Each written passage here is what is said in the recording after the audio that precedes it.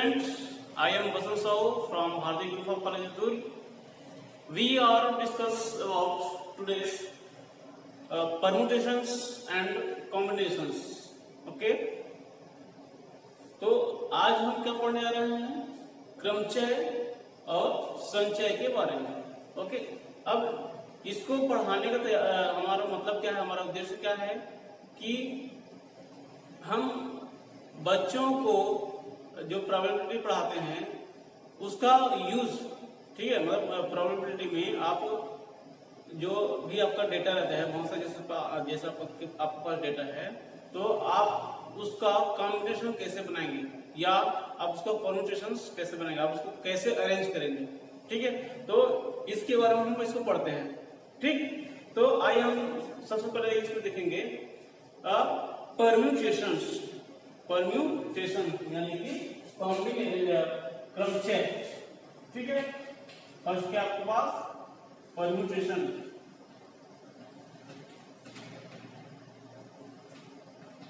Permutation means क्या होता है? परम्यूटेशन मीन्स क्या होता है कि इसका मतलब परम्यूटेशन से हमारा मतलब ये आता है अरेंजमेंट, ठीक है, यानी कि किसी भी डेटा का अरेंजमेंट। तो परम्यूटेशन मीन्स क्या होता है? एक प्रकार से अरेंजमेंट होता है, ठीक है। कहने का मतलब ये है कि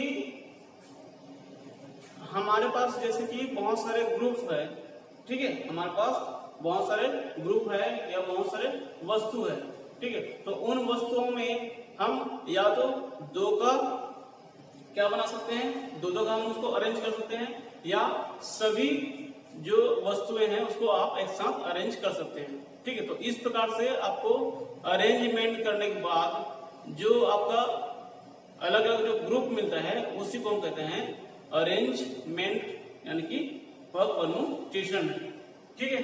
तो इस प्रकार से हम कर सकते हैं कि किसी भी वस्तुओं का दो या दो का समूह या प्रत्येक का एक समूह बनाते हैं। तो इस प्रकार से आपको एक अरेंजमेंट मिलता है, तो उसी अरेंजमेंट को हम परम्यूटेशन कहते हैं, ठीक है। सपोज मेरे पास तीन वस्तु है, ठीक है, सपोज मेरे पास तीन वस्तु है ए बी सी,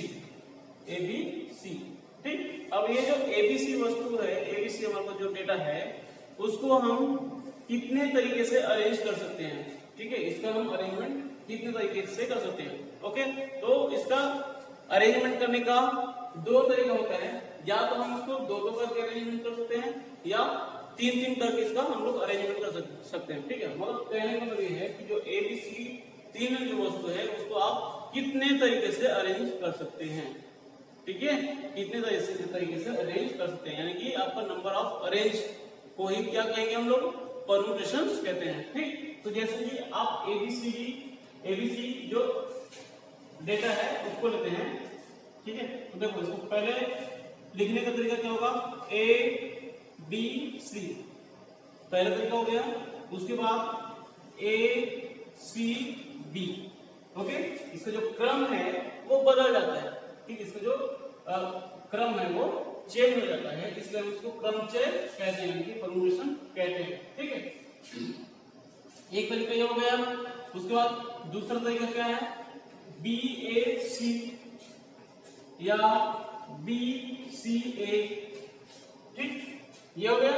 उसके बाद नेक्स्ट जैसे हम उसको अरेंज करने जाएंगे तो क्या होगा, सी ए बी या सी बी ए, ठीक। मतलब इतने तरीकों से आप तीनों जो डेटा है उसको अरेंज कर सकते हैं, ठीक। अब यहाँ पर हम ये देखेंगे कि नंबर ऑफ अरेंजमेंट कितना है, नंबर ऑफ अरेंजमेंट कितने हैं, 1 2 3 4 5 6, कितना है, 6 है, ठीक। तो नंबर ऑफ अरेंजमेंट कितना है आपके पास, 6 है।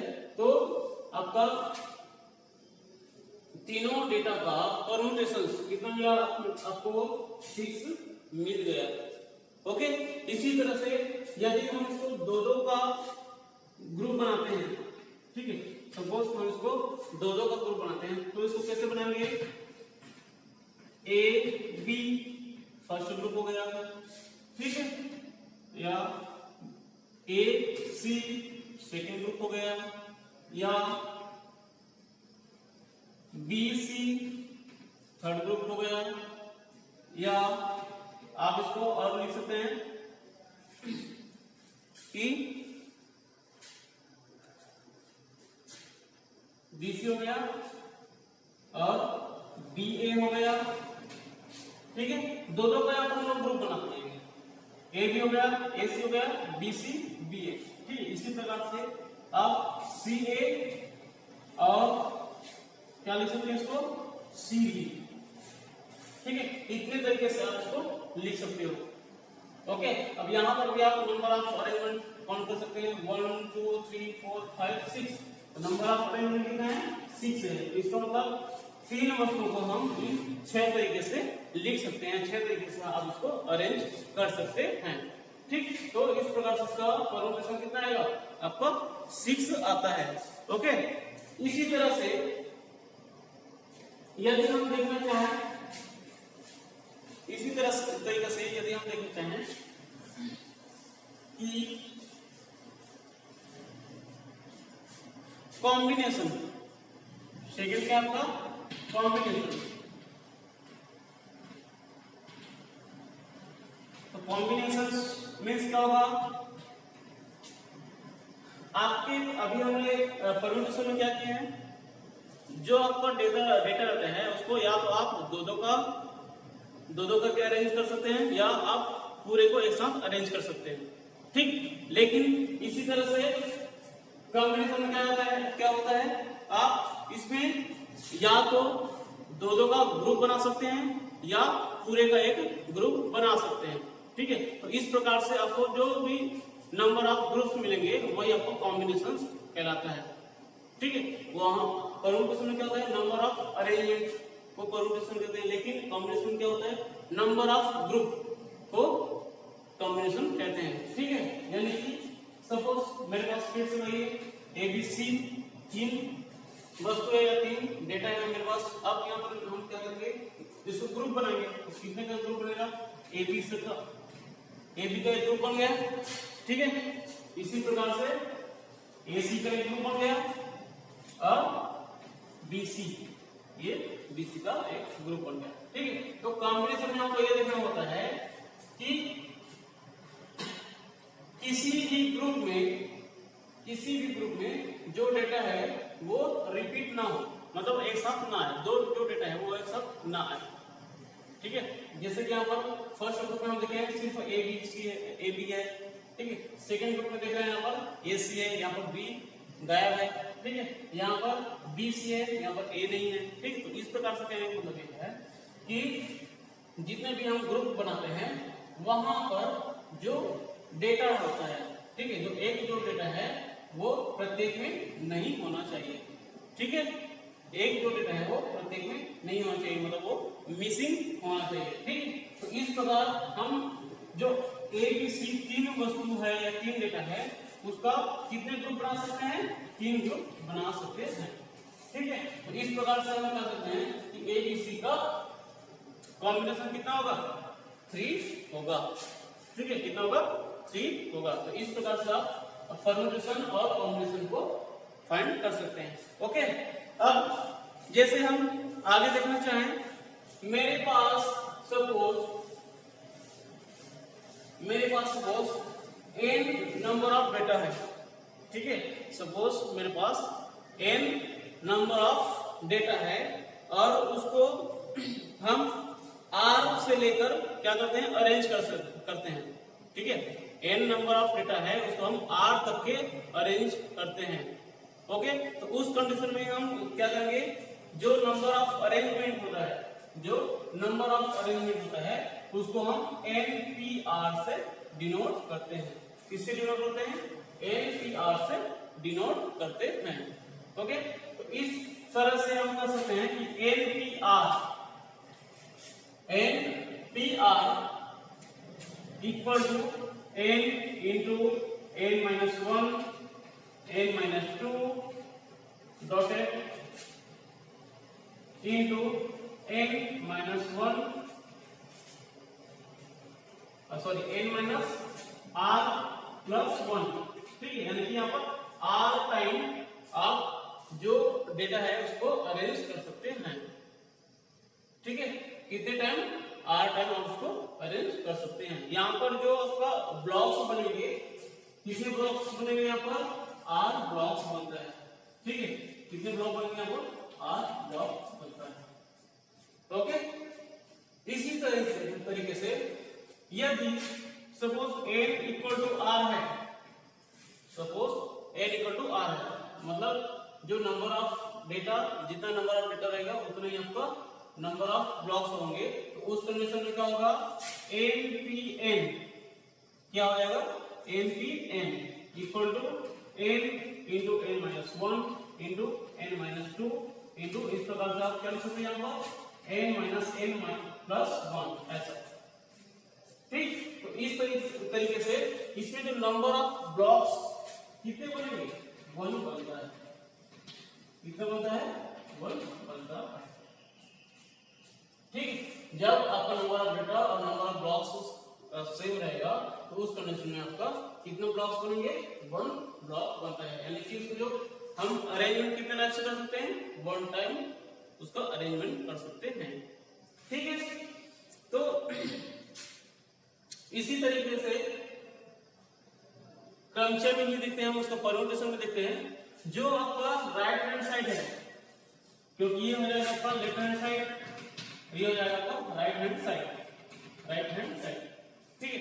तो जो राइट हैंड साइड का जो फ्रैक्शन मिलता है, जो गुणनखंड मिलता है, उसको आप किससे डिनोट करेंगे, फैक्टोरियल n या n फैक्टोरियल से डिनोट करते हैं, ठीक है, फैक्टोरियल n या n फैक्टोरियल से डिनोट करते हैं। ओके, तो इस प्रकार से आप कह सकते हैं npr इक्वल टू कितना आएगा, फैक्टोरियल n या n फैक्टोरियल होता है, ठीक। जैसे कि मेरे पास सपोज नंबर ऑफ डेटा कितना है, 5 है, नंबर ऑफ डेटा कितना मेरे पास 5 है, और नंबर ऑफ ब्लॉक्स मेरे पास कितना है, सपोज 3 है, ठीक है। इसको मैं अरेंज कर दूंगा तो 3 आता है, ठीक।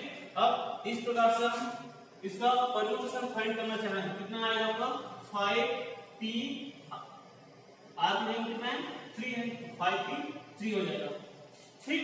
तो इस तरीके से आप सॉरी यहाँ पर जो n और r दोनों इक्वल है तो उस कंडीशन में देखेंगे, सबसे पहले तो जैसे यहाँ पर 5 है तो उस कंडीशन में देखेंगे 5 भी 5 हो जाएगा, तो उस कंडीशन में क्या करेंगे, इसको 5 इंटू 4 इंटू 3 इंटू 2 इंटू 1, इस तरीके से आप इसको मल्टीप्लाई कर सकते हैं। ओके, तो इसको जब मल्टीप्लाई करेंगे तो कितना आएगा, 5 4 जा 20 20 3 जा 60 60 2 जा कितना जाएगा आपका 120, कितना हो जाएगा 120, ठीक है। इसी तरीके से आप दूसरे तरीके से दूसरे भी आप कह सकते हैं npr करके, यानी कि जब यहाँ पर नंबर ऑफ ब्लॉक्स 3 होंगे तो उस कंडीशन में क्या होगा, आपका ये जो 3 है वो अपॉन में आ जाएगा फैक्टोरियल 3 करके, फैक्टोरियल 3 ऐसा, ठीक। तो उसको भी क्या कर सकते हैं, 3 इंटू 2 इंटू 1 ऐसा लिख सकते हैं, ठीक। यहाँ पर 3 कैंसिल 2 कैंसिल हो जाएगा, तो जो भी आपको बचता है वो उसको आप मल्टीप्लाई कर सकते हैं। तो आप इस प्रकार से उसका परम्यूटेशन फाइंड कर सकते हैं, ठीक। अब क्या देखेंगे, एक एग्जांपल हम लोग देखेंगे, यहाँ पर एक एग्जांपल देखेंगे। सपोज आपके पास आपको एक वर्ड दिया गया है मीन, एक वर्ड आपको दिया गया है मीन, ठीक है। अब इसका आपको क्या करना है, आप इसको कितने तरीके से लिख सकते हो, जो वर्ड है आपका मीन, तो उसके जो लेटर्स हैं, यहाँ पर नंबर ऑफ लेटर्स कितना है, देखो 1 2 3 4, नंबर ऑफ लेटर्स कितना है, नंबर ऑफ लेटर कितना यहाँ पर 4 है, ठीक 4 लेटर है। और जो 4 यहाँ पर लेटर्स है उसको आप कितने तरीके से अरेंज कर सकते हैं, कितने तरीके से आप उसको अरेंज कर सकते हैं, ठीक। तो इस प्रकार से आप इसका परम्यूटेशन फाइंड कर सकते हैं। 4 लेटर है यहाँ पर, नंबर ऑफ लेटर्स कितना है 4 है, तो 4 भी 4 हो जाएगा। तो क्या होगा यहाँ पर 4 इंटू 3 इंटू 2 इंटू 1, ठीक। तो इस प्रकार से जब हम मल्टीप्लाई करेंगे कितना आएगा आपका 24, कितना आएगा 24, ठीक। इस प्रकार से आप किसी भी लेटर्स का या किसी भी डेटा का आप परम्यूटेशन फाइंड कर सकते हैं, ओके। तो ये तो हो गया परम्यूटेशन के अंतर्गत। अब इसी तरीके से हम देखेंगे कॉम्बिनेशन के लिए, ठीक है। कॉम्बिनेशन के लिए देखेंगे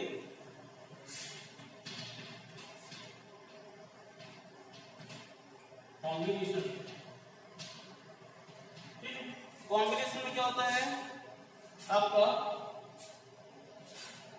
सपोज मेरे पास नंबर ऑफ डेटा है, मेरे पास नंबर ऑफ डेटा n है, ठीक है।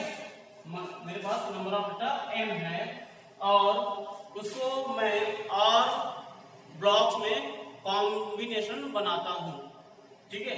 यानी कि जो नंबर ऑफ डेटा है उसको मैं r तक के कॉम्बिनेशन बनाता हूं, ठीक है। तो इस प्रकार से जो भी आपको कॉम्बिनेशन मिलेंगे उसको कैसे डिनोट करेंगे, NCR, कैसे डिनोट करेंगे NCR, ठीक।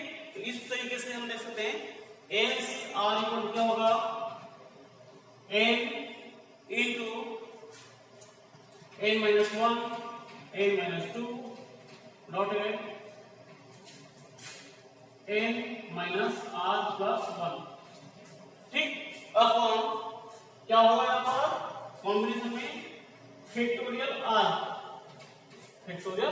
r हो जाता है, ओके। यानी कि जो n वस्तुएं हैं या n डेटा है उसको जब मैं r तक के कॉम्बिनेशन बनाता हूं, ठीक है, यानी कि संचय बनाता हूं, तो उस कंडीशन में हम उसको NCR से डिनोट करते हैं और NCR इक्वल टू इतना होता है, ठीक है। अब जैसे कि मेरे पास नंबर ऑफ डेटा कितने हैं, नंबर ऑफ डेटा मेरे पास कितना है, सपोज 10 है, ठीक है। नंबर ऑफ डेटा मेरे पास सपोज 10 है और r का वैल्यू कितना है यहाँ पर 4 है, r का वैल्यू यहाँ पर कितना है 4 है। इस प्रकार से क्या हो जाएगा 10C4, क्या होगा यहाँ पर 10C4। तो इस तरीके से हम लिख सकते हैं n इक्वल 10 है, तो जहां जहां n है वहां पर 10 पुट कर देंगे, तो 10 इंटू 10-1 10-2, इस तरीके से आप उसको सॉल्व कर सकते हैं, ठीक है। क्योंकि यहाँ पर 4 है तो आप इसको 4 टाइम्स लिख लो 10-3 ऐसा, ओके।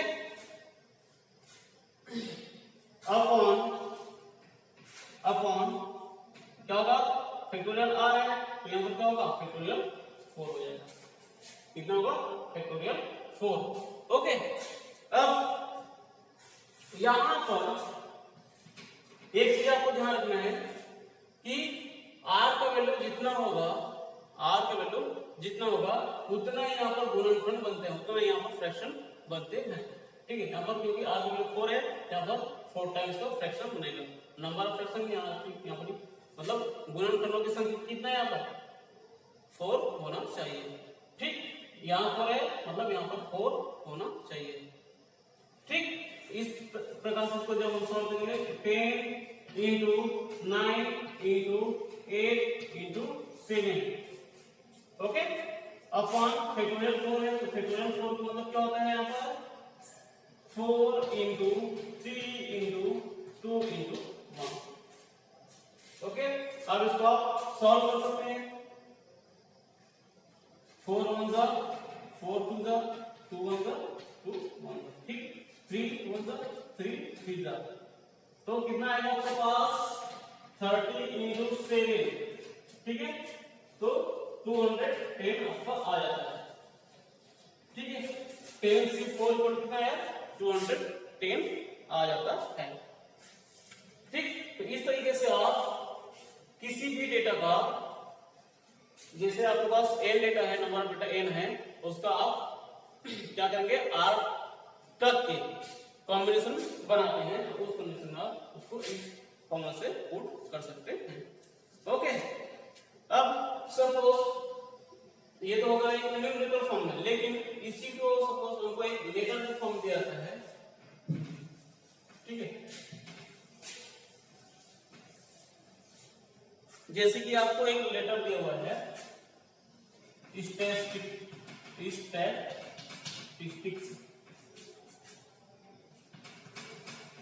ठीक है। अब इसका आपको कॉम्बिनेशन बनाना है, इसका आपको कॉम्बिनेशन फाइंड करना है। तो कॉम्बिनेशन कैसे फाइंड करेंगे? अब यहां पर हमको इस कंडीशन में क्या करना होता है, number of data, total number of यहाँ लेटर रख सकते हैं, काउंट करेंगे 1 2 3 4 5 6 7 8 9 10, ठीक है।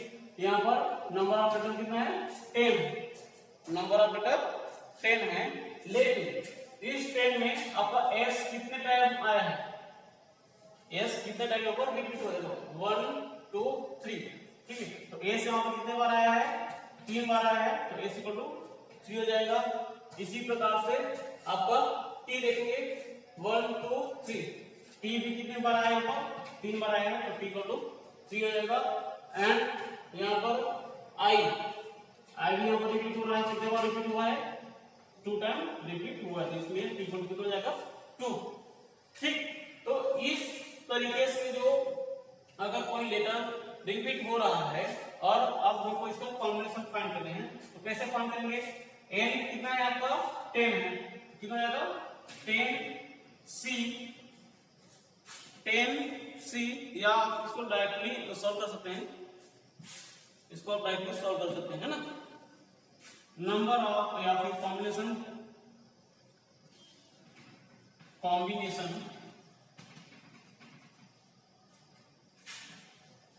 नंबर ऑफ कॉम्बिनेशन, ठीक है, या फिर number of group equal to कितना हो जाएगा?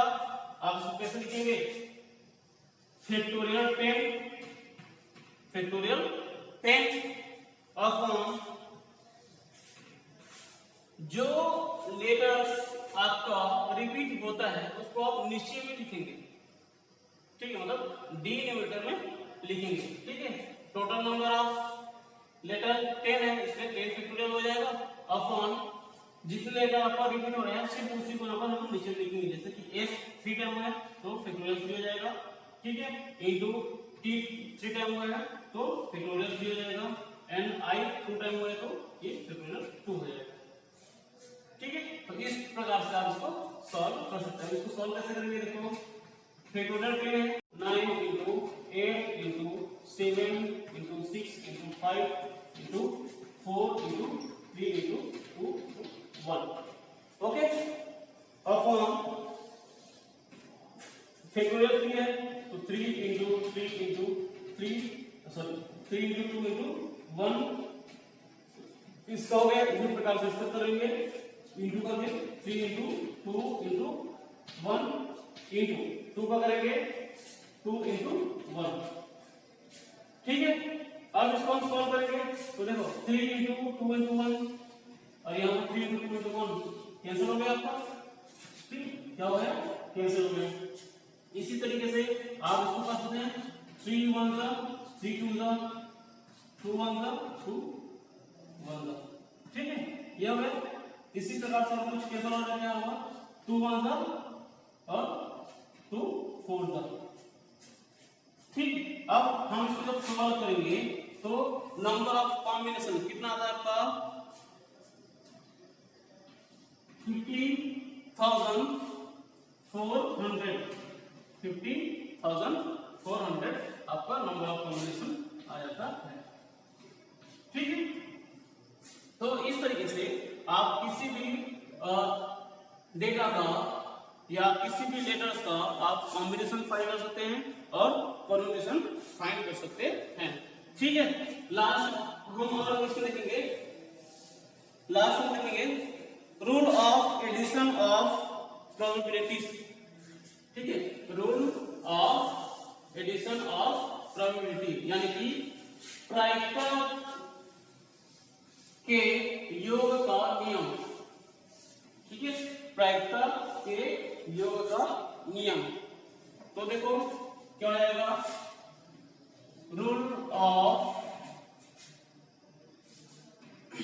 Rule of addition of probability of probabilities, ठीक है। तो सपोज मेरे पास नंबर ऑफ प्रोबेबिलिटी बहुत सारा है, ठीक है, सपोज मेरे पास नंबर ऑफ प्रोबेबिलिटी बहुत ज्यादा है, तो उस कंडीशन में हम उसका एडिशन कैसे करेंगे, ठीक है। तो हम क्या करेंगे, यदि तो इसका ये जो रूल है इसका हम यूज कब करेंगे, जब कोई घटना 2 या 2 से अधिक बार, है ना, कोई जो घटना है वो 2 या 2 से अधिक बार घटती है, तो उस कंडीशन में हम क्या करते हैं, एडिशन ऑफ प्रोबेबिलिटी यूज करते हैं, ठीक है। तो ना सपोज मेरे पास जो प्रोबेबिलिटीज है वो P1 है, P2 है, P3 है, P4, इस प्रकार से आपके पास Pn तक का बहुत सारा क्या है, नंबर ऑफ प्रोबेबिलिटी है। तो इस तरीके से आप इसका जो फाइनल प्रोबेबिलिटी आप कैसे फाइंड करेंगे, तो क्या करते हैं, इस कंडीशन में जितने भी आपका नंबर ऑफ प्रोबेबिलिटी है सबको सम कर देते हैं, ठीक। तो मतलब P1 plus P2 plus P3 plus dotted plus Pn, ठीक। तो जब हमारे पास नंबर ऑफ इवेंट्स बहुत सारा होता है और उन इवेंट्स का जो प्रोबेबिलिटी है वो डिफरेंट आता है, तो उस कंडीशन में हमको जब फाइनल प्रोबेबिलिटी फाइंड करना है तो क्या करेंगे, जितने भी आपके पास प्रोबेबिलिटी है सबको ऐड कर देंगे, सबको सम कर देंगे। तो इस प्रकार से आपका क्या होता है, नंबर ऑफ प्रोबेबिलिटी यानी कि फाइनल प्रोबेबिलिटी आपको मिल जाता है, ठीक है। जैसे कि मैं एक एग्जांपल लेता हूं, है ना। अब हमको सपोज कहा गया है कि एक पासा है मेरे पास, ठीक है, एक पासा है, उसको जब मैं उछालता हूं, ठीक है, एक पासा को जब मैं उछालता हूं तो वहां पर 4 से अधिक, ठीक है, यानी कि मोर देन 4, तो 4 से मतलब 4 से अधिक अंक आने की प्रायिकता क्या होगी, ठीक है, 4 से अधिक आने की प्रायिकता क्या होगी। तो हमको ये मालूम है कि किसी भी पासे में नंबर ऑफ यानी कि जो अंक कितना होता है, एक 1 से लेकर 6 तक होता है, 1 2 होता है, 3 4 5 एंड 6, ठीक है। 6 तक का आपका ऊपर बिंदु रहता है, पॉइंट रहता है, ठीक है, इससे ज्यादा नहीं होता है। लेकिन हमको क्या कहा गया है, जब हम एक पासा को उछालते हैं तो वहां पर 4 से ज्यादा अंक आने की प्रोबेबिलिटी कितनी होगी, ठीक है, यानी कि 4 से ज्यादा क्या है आपका 5 है और 6 है, 5 है और क्या है 6 है। तो यहां पर क्या करेंगे हम लोग, जब पासा को उछालूंगा तो जब मैं एक बार पासा को उछालता हूं तो एक बार वहां पर 5 आने की प्रायिकता क्या हो जाएगी, ठीक है, एक बार 5 आने की प्रायिकता क्या हो जाएगी। तो उसको हम क्या लिखते हैं, P5 लिखते हैं, P5 लिखते हैं, ओके। तो इस प्रकार से, क्योंकि नंबर ऑफ जो 5 कितना है, एक ही बार आता है, यहाँ पर 5 कितना है, एक ही बार है, लेकिन टोटल इवेंट कितना होगा, है ना, टोटल अंक वहां पर 6 होता है, ठीक है, 1 से लेकर 6 तक वहां पर अंक होता है किसी भी पासे में, लेकिन हमको सिर्फ 5 लाना है। तो 6 में से 5 लाने की जो प्रायिकता कितनी होगी, एक ही बार आ सकता है ना, एक ही बार आ सकते हैं। तो इसलिए हम क्या लिखेंगे वहां पर 1/6, 1/6, एक ही बार आएगा 5, लेकिन टोटल आपका इवेंट कितना है, यहाँ पर 6 है, 6 लिख लेंगे, ठीक है। तो ये हो गया फर्स्ट कंडीशन। लेकिन सेकंड कंडीशन क्या आता है, आपको 4 से अधिक बोला था, 4 से ज्यादा यहाँ पर क्या है, 6 भी है, 6 भी है। तो यहाँ पर 6 भी क्या हो सकता है, एक ही बार आ सकता है। जब हम पासों को उछालेंगे तो 6 आने की जो प्रायिकता है, जो प्रोबेबिलिटी है, वो भी एक ही होगा। ठीक है, तो इस तरीके से आप P6 इक्वल टू क्या लिखेंगे, एक ही बार आएगा तो 1, लेकिन टोटल नंबर ऑफ इवेंट कितना है यहाँ पे 6 है। ओके, तो इस तरीके से हम इसका टोटल प्रोबेबिलिटी हमारे पास 2 है ना, अब हम क्या करेंगे ऊपर एडिशन ऑफ प्रोबेबिलिटी करेंगे, यानी कि जो भी प्रोबेबिलिटी मिला है उसको हमको एडिशन करना पड़ेगा। तो टोटल एडिशन ऑफ प्रोबेबिलिटी कितना हो जाएगा आपका, P of E equal to P5 plus P6, P5 plus P6 equal to कितना आएगा 1/6 प्लस 1/6। तो इस तरीके से आप देखेंगे कितना आएगा यहाँ पर 1 + 1/6 यानी कि 2/6 अर्थात 1/3। ठीक, 1/3 यहाँ पर क्या है आपका एडिशन ऑफ प्रोबेबिलिटी है। ओके, तो इस प्रकार से हम किसी भी घटने का या किसी भी इवेंट का या किसी भी डेटा का प्रोबेबिलिटी फाइंड कर सकते हैं। किसके थ्रू कर सकते हैं इसको, हम कॉम्बिनेशन के थ्रू और परमुटेशन के थ्रू हम उसको सॉल्व कर सकते हैं। Okay, thank you.